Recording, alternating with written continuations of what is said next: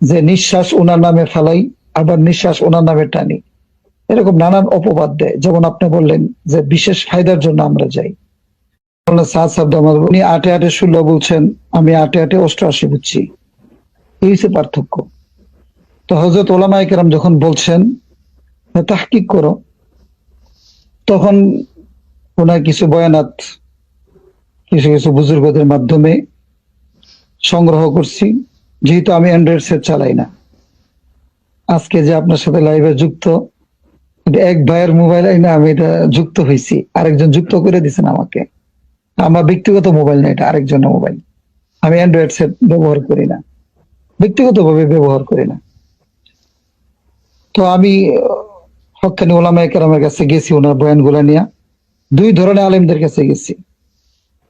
একজন বলছেন এটা ভুল, আরেকজন বলছে এটা তো তাকওয়ার আলোচনা।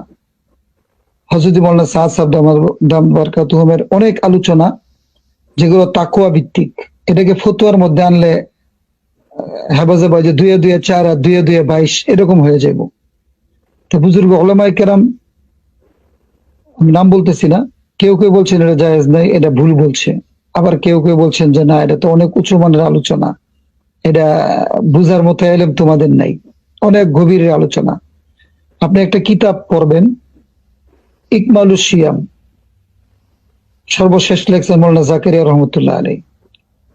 এক লাইন দুই লাইন এটা আমাদের মতো মানুষের মাথায় ঢুকে না। এটা পড়লে নিজেদের ভিতরে সন্দেহ লাগে আমি কি মুসলমান কিনা।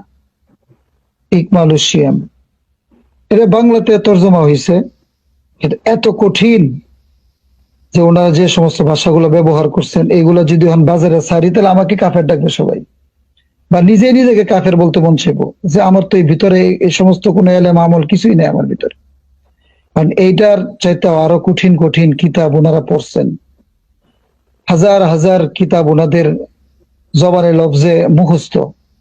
কারণ উনি কোন কিতাব পড়ে বয়ান করছেন আমি তো ওই কিতাব পড়ি নাই, যার কারণে পরে আমি ওলামায়ে কেরামের কাছে, ওলামায়ে কেরামের সান্নিধ্যে গেছি, ওনারা আমাদেরকে বুঝাইয়া দিচ্ছেন যে না, ওনার বয়ান সহি। এরপরে আমি ওনাকে দাওয়াতে তাবলীগের কাজের মুরব্বী হিসাবে ওনাকে আমি মানি। অনেকে আমাদেরকে বলে যে নিঃশ্বাস ওনার নামে ফেলাই, আবার নিঃশ্বাস ওনার নামে টানি, এরকম নানান অপবাদ দেয়। যেমন আপনি বললেন যে বিশেষ ফায়দার জন্য আমরা যাই, তো এরকম অনেকে বলতে পারে। এই ব্যাপারে আমাদের কোনো ধারণাই নেই। আর ফায়দা তো এতটুকু যে দাওয়াতে তাবলীগের সাথে লেগে থেকে নিজের ইমানকে বাঁচানোর জন্য আর কি, এটাই আমার সবচেয়ে বড় ফায়দা। যে দাওয়াতে তাবলীগের সাথে সম্পর্ক রাখার কারণে আল্লাহ থেকে হওয়ার ইয়াকিন দিলের মধ্যে বসানোর চেষ্টা করতেছি, যার কারণে মাখলুক মুখী না খালেক মুখী হওয়ার চেষ্টা করতেছি। এতটুকু ফায়দা, এছাড়া বাহিরের কোনো ফায়দা নাই। আমার ব্যক্তিগত অভিমত এতটুকু।